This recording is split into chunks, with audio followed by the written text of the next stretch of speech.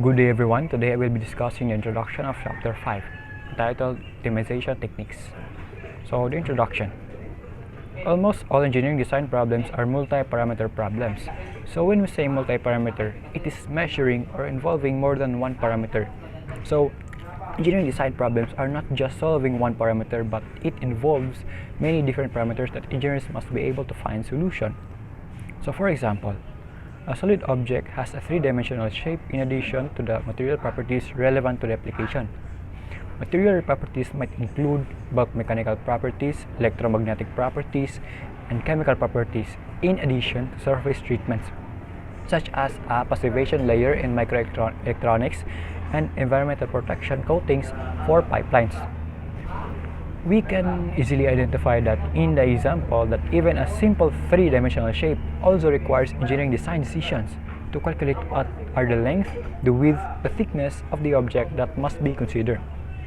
So if the pipe is hollow, decision must be decided what to use to join different sections, whether by welding, soldering, using screws, etc. So in some cases, the external dimensions of an object are determined by engineering standards or previous commonly accepted sizes. So these sizes are commonly used worldwide. So for example, 5.1 standard measures. First, in the building industry, the relative proportions of the length, width, and the thickness of a house brick are similar worldwide. We commonly saw that house brick is almost exactly the same in external structures because most of the manufacturers of this house brick accept that it is the standard size and structure of the object. So the next example for this is the size of aluminum soft drink containers is the same worldwide. Soft drink containers are very similar in different plants because it is calculated the amount of liquid that put into the structure that will fit into the person's hands. So the next is the drill bits, spanners, wrenches, and screwdrivers commonly come in standard sizes. So these tools are standardized so that the manufacturer also produces a fit screw or bolts that these tools can operate. So the next is the USB or Universal Serial Bus connector is mandated by international standards. So from the word universal, it is standardized worldwide so that each devices like laptops can connect to each other easily. So headphone jacks are also the same to all cell phones worldwide. We can see that almost all of our cell phones have headphone jacks, and it is exactly the same to one another. Lastly, last example will be toilet bowl are also similar worldwide. And also the toilet bowl, where the external structures of our toilet bowl is almost the same. All these examples, the structures are accepted worldwide so that it will not be confusing towards many people. So while the physical dimensions of a house brick might be determined by any international agreement, even if this is unofficial, the strength of the wall made from these bricks is dependent on both the size and the mechanical properties of the brick. Bricks can be made through different materials. It can be made from mud, fired clay, and concrete, and may be solid or hollow. It can contain indentions and holes. So we can say that the brick that is made from concrete is much more solid than the brick that is made from mud because there are a lot of considerations in the characteristics in every material that is used. So one analysis to the strength of wall can be undertaken by computer modeling or theoretical analysis. So in different fields of engineering, different analyses that must be considered to conclude that the product is good and have the best design and strength. However, the construction of a wall is not limited to the bricks alone. The mortar or the cement used between the bricks will add the effective size of the brick, and the strength of the mortar will contribute to the overall strength of the wall, particularly in directions perpendicular to the plane of the wall. An effective engineering design should take into account the total cost of the wall, the time required the construction, and environmental costs in mining and processing the raw materials and transport to the site. So engineers need to have a perfect engineering design so that all must be calculated accordingly and all of the factors are taken into consideration. So the environmental costs can be determined using the full life cycle analysis or LCA, and there are commercial software suites and databases available to undertake LCA assessments in every discipline of engineering. So example 5.2, environmental impacts and LCA. Is it better environmentally to construct walls using fabricated concrete slabs or bricks? Both construction techniques require some manufacturing off-site and then transport to the building site. The erection of the wall will be quicker using the slab technique, but will require more mechanical lifting to place the walls in position. A brick wall is likely to be thicker than a slab wall, and so the volume of material will be less using slabs. All of these considerations must be taken into account in the life cycle analysis.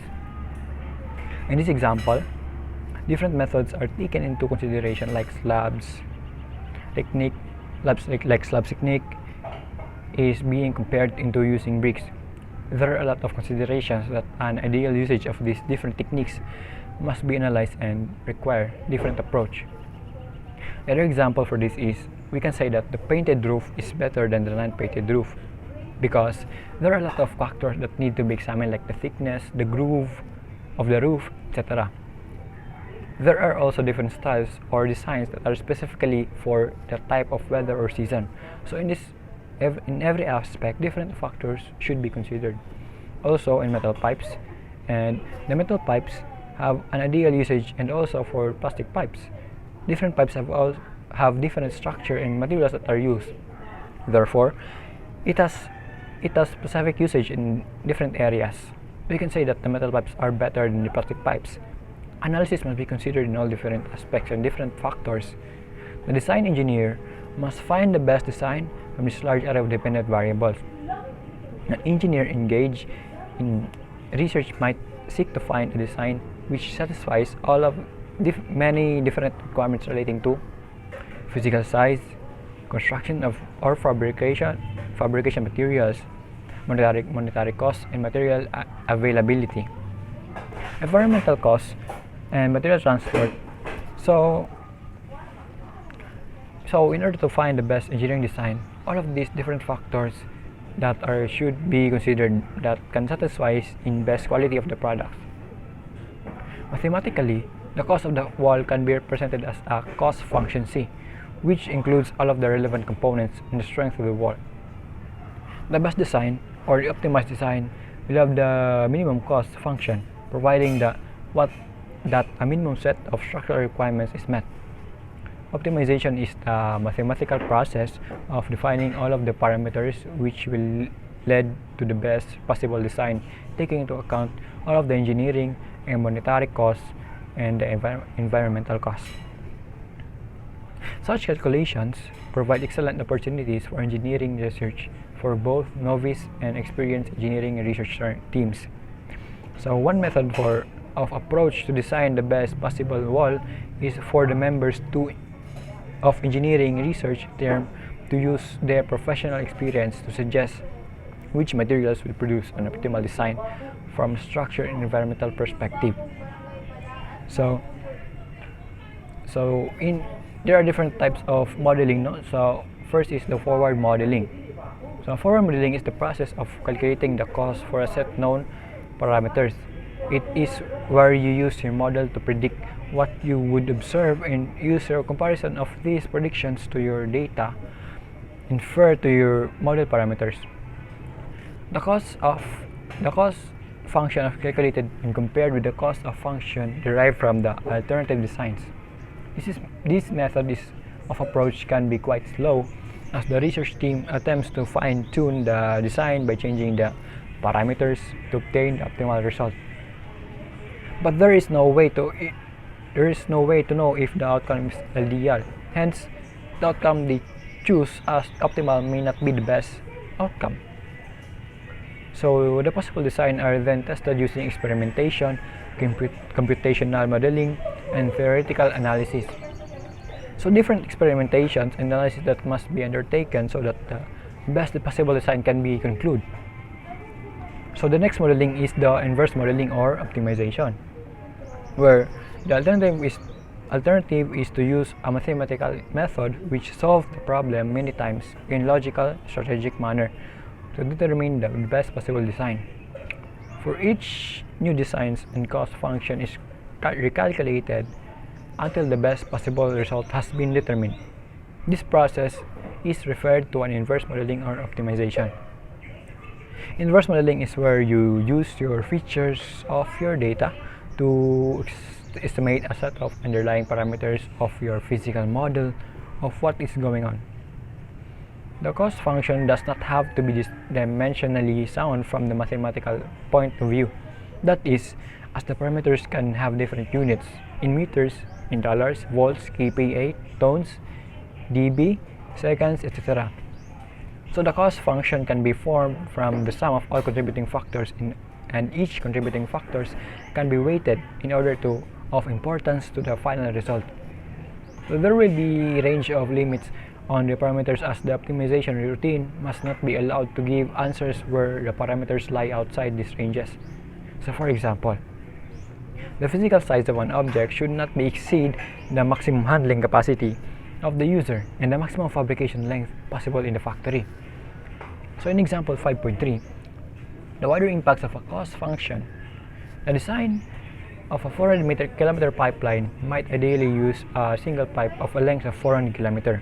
However, the manufacture, transport, and positioning of the 400 km length of pipe will be regarded as impossible.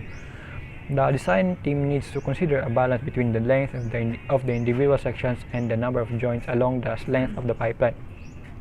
The design of the undersea optical fibers communications cable will have similar challenges to the pipeline. Unlike the pipeline, an optical cable can be coiled so that the larger length can be transported easily. So, in this example, the design of the pipelines and factors that it can be installed that must be taken into consideration. The 400 kilometer pipeline is impossible to install, so it must be divided into different parts so that it can be installed easily and transported. So the same for the optical fibers, it must be divided into lines so that desired length is achieved. Some other examples are, for the windmill design, you can just assemble already the windmill and put it in your desired spot. Each single wing are transported individually, and it will be assembled in the desired area. And also for huge bridges, the design team just can't put all the slab in one single way. Slab should be divided into different portions and put it one at a time and weld it to link it to one another. So the outcome from an optimization routine can be surprisingly as the design is not necessarily guided by physical theory or intuition. The result can be unusual shapes and configurations. This is one of the exciting research aspects of using mathematical optimization. The calculation of linear correlations coefficients defined by equations 4.17 to 4.20 is based on minimization of the RMS error between the experimental data and the theoretical mathematical function. So in this photo we can see that all the formula is discussed in the previous chapter, in the previous reporter. So in this equation where the past reporter discussed the optimal values of the n constants in the function given by the equation 4.16 are determined by the inversion of an n times n matrix equation 4.14. So these are also discussed in the past report. So all of the list requirements outlined in this section assumes that there is no mathematical function that can be applied to the problems, and so the matrix inversion method of approach outlined in chapter 4 is not possible. So in this chapter, a different approach to the problem is discussed. In this chapter, the challenges of optimization will be demonstrated using two fitted parameters contributing to the cost function. This will allow the various optimization techniques explored to be demonstrated visually, either on a two-dimensional plane. The exact techniques can be expanded to multiple dimensions using similar equations. However, it is impossible to clearly represent the path to the optimized solution in n-dimensional space. So that's the overall introduction for this chapter, and that's all for my report. Thank you.